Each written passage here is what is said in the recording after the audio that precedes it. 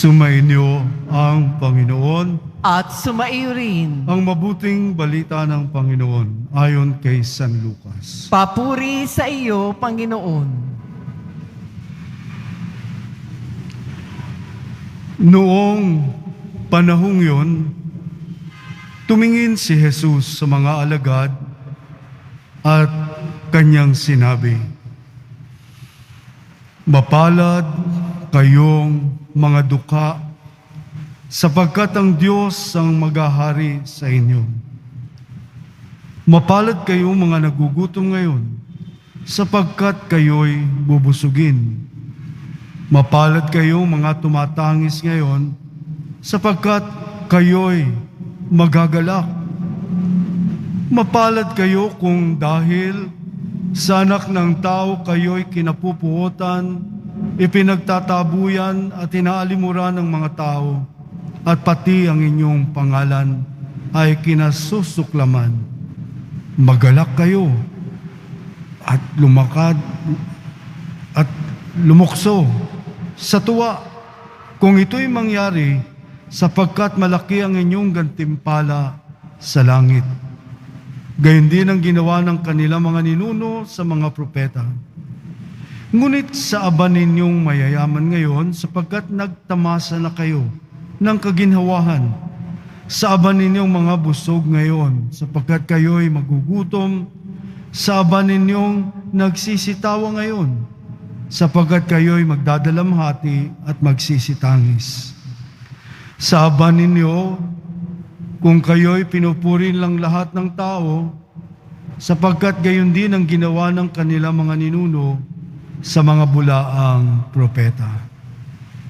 Mga kapatid, ang mabuting balita ng Panginoon. Pinupuri ka namin, Panginoong Hesukristo. Magsiupo muna tayong lahat.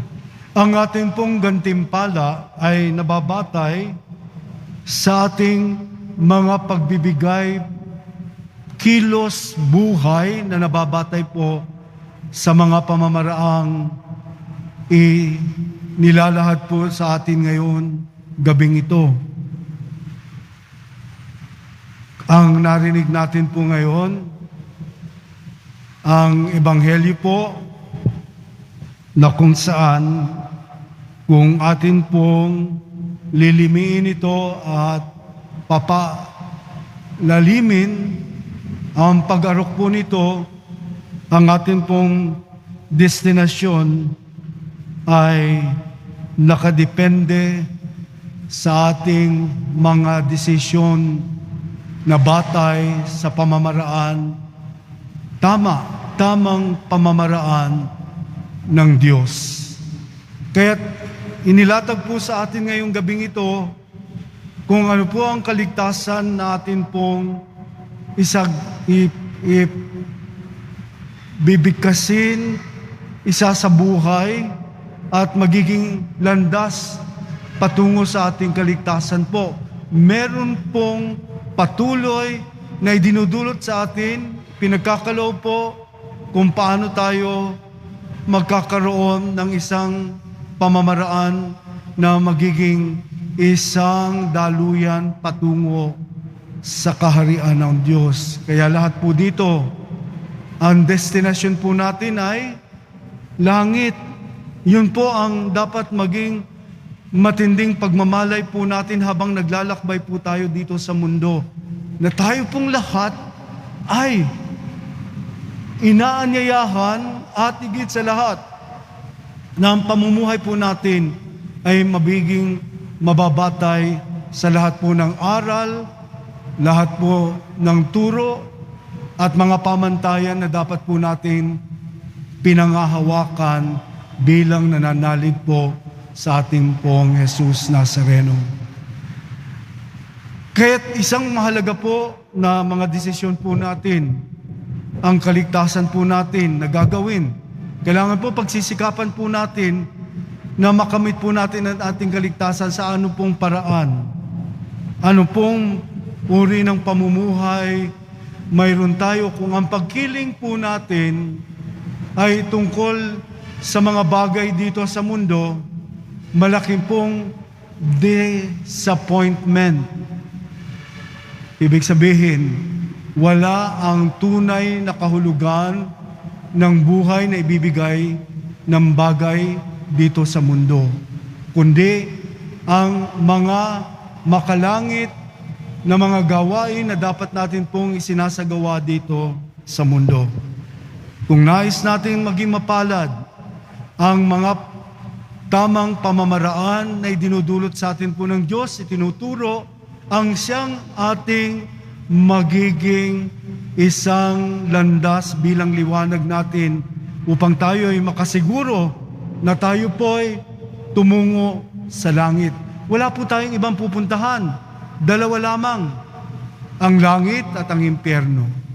Kaya't sinasabi po sa ating pagbasa po kanina na kung ang dahilan lamang, sinasabi po mga bagay, pagsumikapan, ang mga bagay na nasa langit, na kinaroroonan ng ating Poong Jesus Nazareno na nakaupo sa kanan ng Diyos.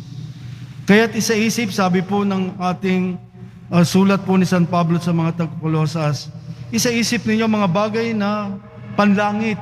Yun po makakapagdulot sa atin ng kaligtasan. Ano po yung mga inilahad po sa atin ngayon?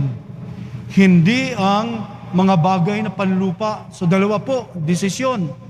Yung ating pong pagbibigay malay sa direksyon ng ating pangingilatis. Pag sinabi pong pangingilatis, sa Diyos ba ito o sa kaliwa na siyang magpapahamak sa ating buhay? Ano pong sabi? Sapagkat ang Diyos ay nagnanais na tayong lahat ay magkaroon ng isang maliwanag na kahayagan upang tayo'y makahati sa karangalan ng Diyos. Kaya sabi, hindi dapat kang mawala, dapat ang iyong mga desisyon upang iwasan ang paggawa ng kasalanan. Ano po yun? Inisa-isa po dito sa sulat ni San Pablo sa mga taga-Kolosas.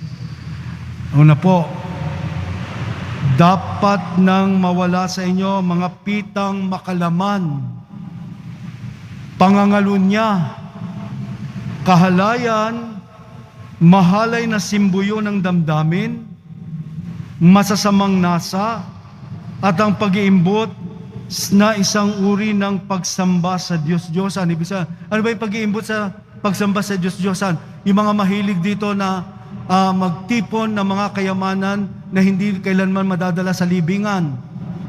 Ibig sabihin, meron kang adiksyon sa alahas, may adiksyon ka sa pera, may adiksyon ka sa karangyaan, may adiksyon ka. Yun na yung mga panlupa. Ibig sabihin, walang kasiguruhan ng lahat ng ito sapagkat ikaw ay mapapahamak. So sinasabi po, dahil sa mga bagay na ito, ang Diyos ay napupuot sa mga taong lumalabag sa kanyang kalooban. Kaya sinasabi po, ang destinasyon natin ay langit. Kaya't ano po ang masusunod? Ang kalooban ng Diyos habang po tayo naglalakbay dito sa lupa. So gawin po natin ito, araw-araw na pagsisikap at araw-araw na hiningi natin ang biyaya na tayo gumawa ng mabuti, gumawa ng mga ninanais ng Diyos para sa ating kapwa. Ito po ang kanyang nais sa atin, na tayo magniningning sa mata ng Diyos at magiging malugod ang Diyos sa atin sa lahat ng ating mga desisyon ng kabutihan sa ating kapwa. Kaya araw-araw po itong pinagsisikapan. Saan ito magmumula? Kung tayo po'y nananalangin ng matindi, huwag mawaglit ang pananalangin sa araw-araw. Makalimutan ng iba, huwag lang ang makipag-connect sa Diyos ng pang-araw-araw na pagsisikap na ang kalooban niya ang siyang matutupad sa aking buhay. Parang tayo po'y lagi nakakontak sa cellphone, yung ating mga kaibigan. Dapat po masigit ang contact natin sa Diyos kaysa dito sa panlupa na mga koneksyon ng ating mga cellphone. Higit pong pararangalan natin ng Diyos. So hingin po natin ang biyayang ito, napakabait ng Diyos, napaka-generous Lahat ng gusto niyang dapat nating makamit, ito ang ninanais niya na walang mawala ni isa man sa atin. Kaya ang desisyon ng bawat isa po narito yung gabi, ang destinasyon natin ay langit.